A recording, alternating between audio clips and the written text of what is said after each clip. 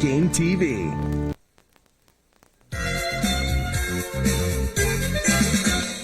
High above the hustle and bustle of these city streets, four of the world's greatest fibbers are about to challenge your common sense and intuition at the regular meeting of the new Liars Club. And now to introduce our newest members, Pete Barbuti, Shannon Tweed, Jimmy Walker,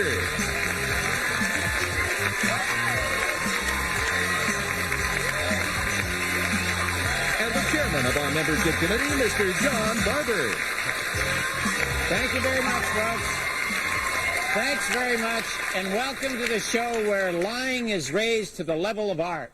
Hosted by a bright young man who just hates to sink to our level, Eric Boardman. Well, occasionally I have to, John. Thank you. Hey, how are you? Good to see the gang here. Welcome to the new Liars Club. Shannon, is that a new French braid? Is that what that is? Pretty. Well, our Very hairdressers did that. Isn't that It makes you look very classy. No. Your hair through it's the same today, Pete, isn't it? Well, but I had our hairdressers do a little something different. Can you see the difference? Why do I encourage him? And now you're encouraging him. What is going on here? Let's meet our players for today right away. You are, sir? Vern. And Vern, what do you do? Work for an advertising company. Very good. Okay. Occasionally you have to lie in advertising, don't you? A little bit. Yeah, a lot of it. Once in a while. Maybe once. Okay, next to you is? Win. And then we have lose and draw, I see over here. Win. Yeah, I hope. And Win, what do you do? I'm a travel consultant. A traffic consultant? Oh, travel. Travel. Come on, Eric, shape up. Oh, I make one little mistake in the entire run of the show and I get jumped on here. Anyway, good luck, Win. And you are, sir? Lyle, retired horse doctor. A retired horse doctor. Okay. Good luck. Keep your eye on this guy. He has been telling us stories about horses and pigs and whales. Oh, Lyle, I'm glad you showed up. And finally, I'm Joan. and Joe, what do you do? I'm an ex-teacher looking for a new career. Now, I'm an ex-teacher. Look what I'm doing, hosting the show. Well, maybe I'll get into TV too. Good luck to you. Good to meet you, folks.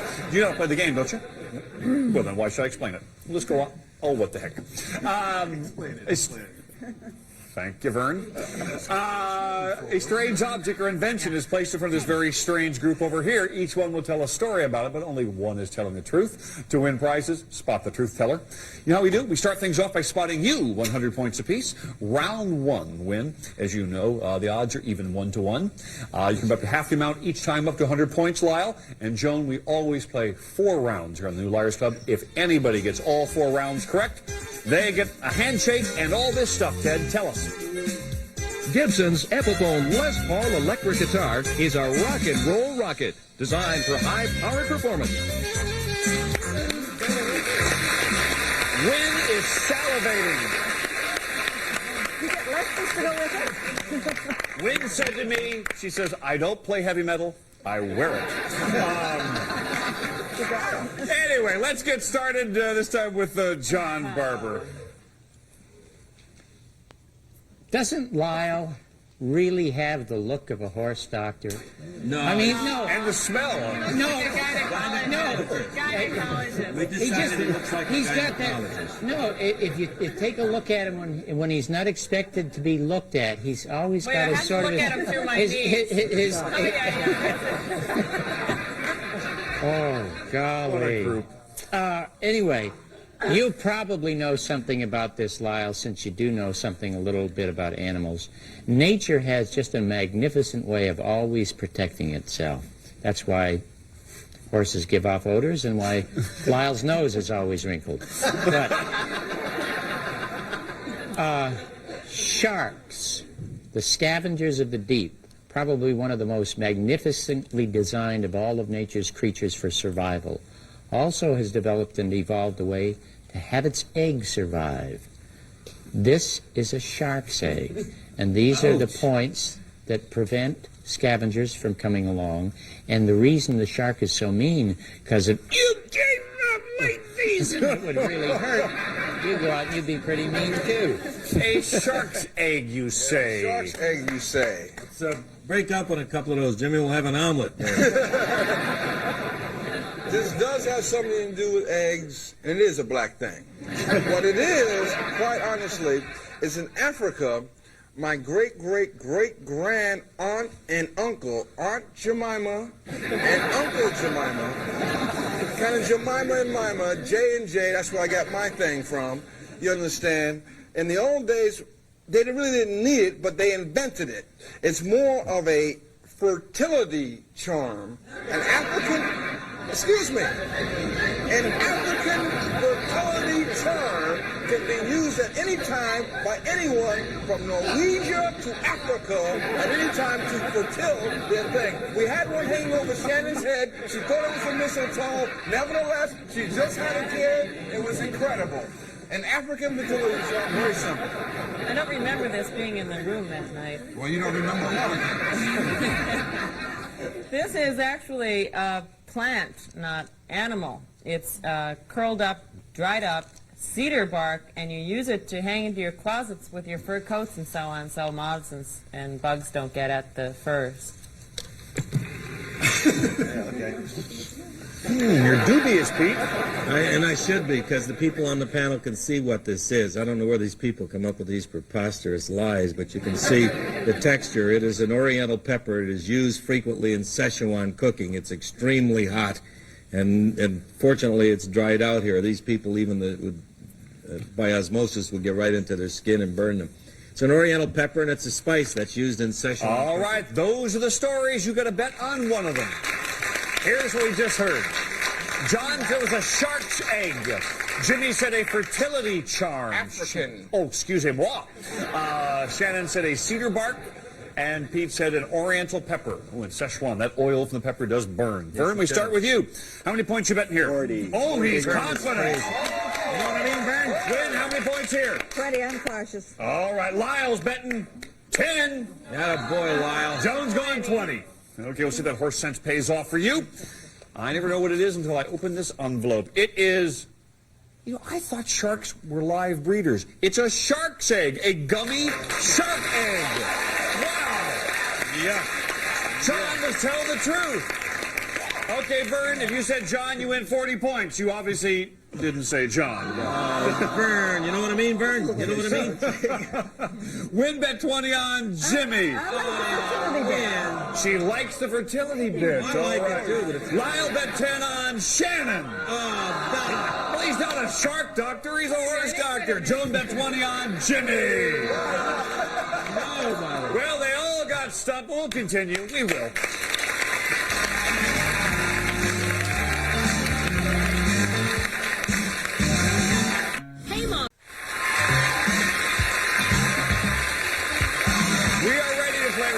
Here on the New Liars Club. Now, you guys were good at spotting the people lying. Let's try and find the people telling the truth. Pete? Musical device. Not really, the block. 2-to-1 odds, I should say. Over here. Well, they don't care. Money doesn't mean anything to these people here. What this is in reality, this is Doc Lyle. This is used on it's a railroad switching device.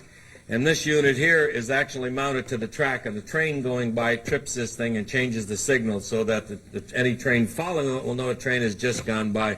This type hasn't been used for years and years. They use electronic devices now and different circuitry and everything like that. High tech, but this is it's a signal tripping device from a railroad track. And what do you think it is there, Blondie? Well, Gray E.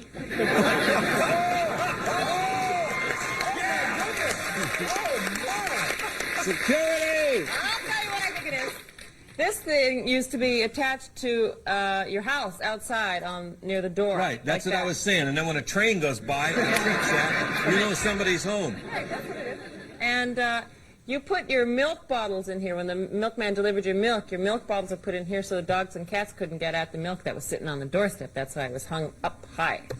Yeah, and then if you had like The milk butter, bottle if you had holder. butter too, it would go alongside the milk there. Well, the butter got eaten. That's a milk bottle holder. This is very simple. Definitely and you know, I talked about my Aunt Jemima and my Uncle Jemima. Well, now, this is my cousin Gizmo who came up with this. On the way to Africa, she didn't want to go to Africa either, so you know how Gizmo felt about it.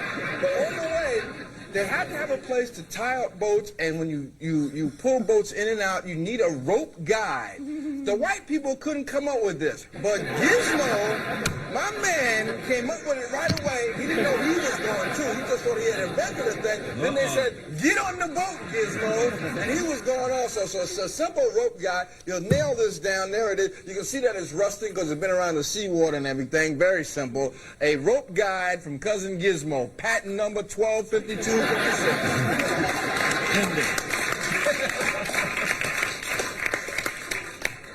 Now we know how his nose got that long. Actually, it is a switch, and it is electrical, and Cousin Gizmo did indeed experience this, because when they built the first electric chairs, this was the switch. They pulled it, and Uncle Gizmo was the first one they tried. A switch for electric chair. All right. You guys are in the hot seat this time. You place the bets. I don't have to. Gizmo Frita. Here's what the stories we just heard. Pete said it's a railroad switch. Shannon said it's a milk bottle holder. Jimmy said a rope guide invented by his rope guy. And Pete said electric chair. I'm sorry, John said electric chair switch. Vern, we're going to start with you, sir. How many points you bet? 10 points. 10, Look at okay. this, Vern. Kind of playing it carefully. Look at this. Win going 40. Lyle's going 20. Joan, Just 20. a cautious 20. All right.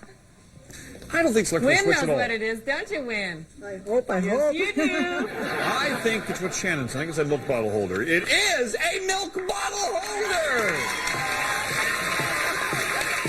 Oh, no.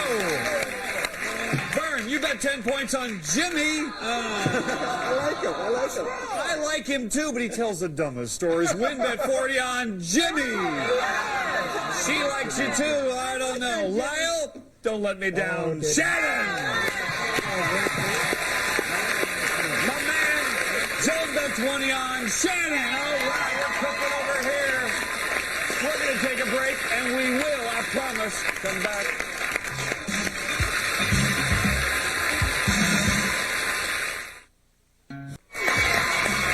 Welcome back. Marty's Antiques in Steveston, British Columbia, sent us this little device that looks like it's part teapot and part cup. What do you think that is, Pete? It looks like a gravy boat of some sort to me, although the spout is a little It looks small. like cream and sugar in one, doesn't it? Like Aladdin's lamp, but modern. No, you would never, ever guess in a million years what this is used Well, for. not a million years. Well, no, none of us guessed. It's an invalid's cup. There are a lot of people who are handicapped and are invalids. They can't quite get to all the way down to the cup, so they use this to pour it. Looks like can't hold that. We want to play round 3 running the wires, but let's check the scores. Lyle, our retired horse doctor, has 130 points. Joan has 120. Vern has 50. Win has 40. Win, have you won one yet? I keep believing Jimmy. Oh, well, stop believing Jimmy, unless he tells the truth. And we'll find out who's telling the truth in just a moment after we hear the tales. John? This is a Japanese landmine, and they were used during the Second World War on the Aleutian Islands and in Guadalcanal. And how it actually worked, they explained it to me beforehand, is that this is depressed into the soil.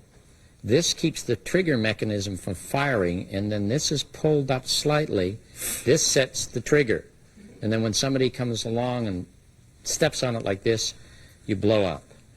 And if you survive, you come back to America and you buy a Sony TV set and a Toyota automobile, and that's what it is. It's a Japanese landmine. What this actually is, whoa! Anyway, what this actually is, and Lyle and Wayne should know about this. The Canadian Royal Air Force used to use these things. See, and I'm not, this is a very interesting, wonderful device. And what you use it for, basically, is you need target practice. Now, the African Air Force had this, but they didn't have a plane to take it around, so they couldn't use it. So Brother they used to run. Brother, pull you it. know, use this for like a running stick, Ben Johnson thing, man. He used to move, hey, pass it over there. But anyway, he's keep his stuff right in here, man. But anyway, what used to happen is, you keep your stuff right in there, man. It's fabulous. What happened is there's a parachute comes out of the back of this thing. It's fabulous. Boom, a parachute comes out of the back. The whole Air Force, the Royal Canadian Air Force, is allowed to take shots at this thing. When the thing is all holy, holy, holy, holy, boom, another one comes out, and it just keeps hooking on, so we can get our shots in, man. It's a Royal Canadian kind of Air Force target practice machine thing. It works for me. Joan, I didn't understand it either, but it's something about a practice device with parachutes. Yes, it's wonderful, and it works. I really enjoyed that. I really enjoyed that. This is one of my favorite things.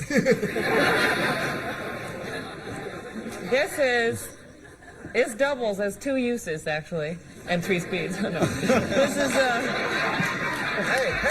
Hey, simper down, simper down. This is the bottom of a drill bit used in oil rigs, and it also doubles as a condom mold. It's a drill bit. No, she couldn't. It couldn't just be a drill bit. No. It's a drill bit, okay? Actually, she's not far off. Well, actually, she's way off, but that's irrelevant. You guys probably have never seen anything like this. Oh, you may have, Lyle, if you were an early settler up in here in the West. This was used, actually, to remove well casings from water wells, not oil wells. But, you know, you have to put a casing down. You don't just drill a hole till you hit water. You have to put a well casing down, and then the pump slides down inside of the casing. Well, frequently when a well goes dry, by law now, they may not simply just cap that well off. They have to remove the casing and cement that. So this is the apparatus that is slid down. You can see how this stays. Well, this forces this up, and this forces this up, and it goes down in there, and then this pop out, and it pulls the casing up out of the well. Well, casing removing. It's time for us to place our bets over here, and you can do that as I remind everybody exactly the stories we just heard. John says it's a Japanese landmine.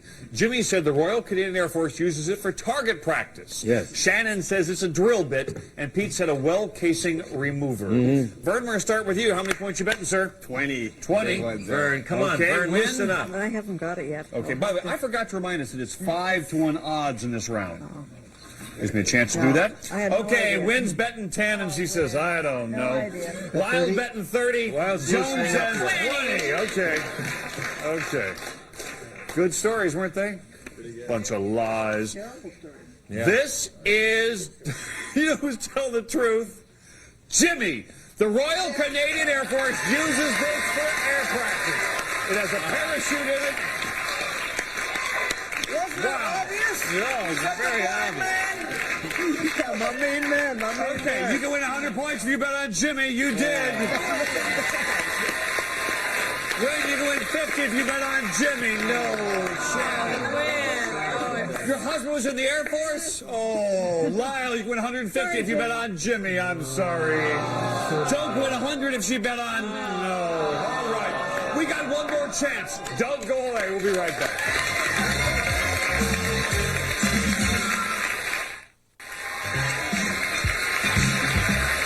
Let's play round 4. This is the Art Corner here on the new Liars Club.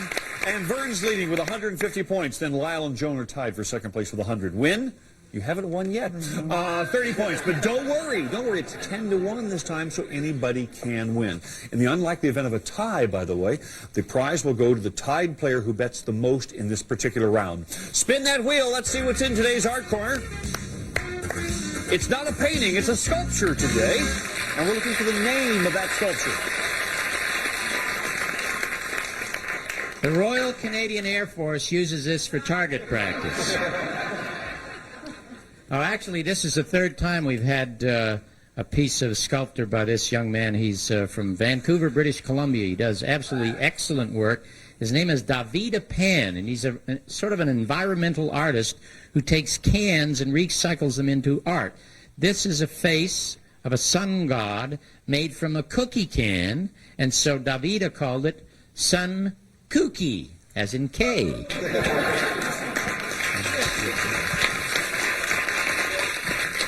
Now, many of you know the jazz saxophonist, supreme, kind of out there cat, nonconformist player, Yusef Lateef. Now, Thank you. Yusef Lateef just recently died. The artist, a very big fan, just entitled it A Shrine, which is simply Yusef. That's my man. Go for Yusef. You can see it's made out of a cookie tin, which contains a lot of sugar. It's in the shape of a sun, and it's called Soleil Sucre. Ooh, we're bilingual. Soleil Sucre. Actually, they're all misleading you, implying that it's made out of a cookie can, because the artist didn't care what the can held. It's simply the material. It's made out of tin. And so the artist has called this very amusingly, as you can see, it's an amusing figure. It's called Tin Can Do. That's what it is. Tin Can Do. Place your bets as quickly as you can over here. Here are the stories we just heard. John called it Sun Cookie. Jimmy said Yusef. Shannon said Soleil Sucre. And Pete said Tin Can Do. Vern, we're going to start with you. How many points you bet, my friend? 40. 40. Wynn says 30. She's shooting it all. Lyle's going for 90. Jones going for 90. It's all on the line here. The title of that handsome sculpture obviously is Sun Cookie. John must tell the truth. Okay, Wynn, I'm starting with you. Now, you've been wrong every time. Are you going to win this time? You bet on Pete. I made a record. I like the You're consistent. I'll give you that. Lyle, if you're right, you zip into first place. You bet on John. Joe, you'll be tied for first if you bet on John. We got a tie. Vern, you bet 40, and you bet on Pete. You're wrong. I'm sorry. We have a tie. Now, in the case of a tie, what happens is it's the person who bet the most in this particular round. You both bet 90. So in that case, you're still tied. What happens is pre-show estimate. Before the show, you were asked. I'm sorry. No, we go by the number right so far. They both had 2 right, so they're still tied. Then we go from before the show, you were supposed to estimate what you thought you'd get. The scores are, and in this case, Joan came the closest. Joan's our winner today! What did she win, Ted? Tell us. This year, take the chill out of the air in quality Cebus outerwear. Crafted from Helitech fabric, Cebus brings you vibrant colors with a new breathable waterproof design. And won't this be perfect to bring on your own North American motorhome vacations? Pick your destination and go with Go Vacations, North America's largest rental management company. Your fully equipped home on the road. Go Vacations. Go your own way. Worldwide. We're out of time. See you next time with a new line. Oh, that was fun. While in Vancouver, guests of the new Liars Club stay at the intimate Sheridan Inn Plaza 500. The perfect choice for romantic getaway. With guest rooms overlooking panoramic views, minutes from downtown. Production catering has been provided by Sears. Create your own party menu with ease by calling Sears Catering in the Vancouver area. Parting contestants receive a selection of fine gifts from Parfum Vic. Put Paris in your pocket with Parfum Vic for women and men. Available at fine stores everywhere. Quest Vitamins. Quest is quality worldwide. Found in better health and nutrition centers. Aussie Mineral Water. Natural mineral water with pure fruit juices. The real taste of Australia. And cold fresh muesli bars from Australia. The nutritional family snack in 5 delicious varieties.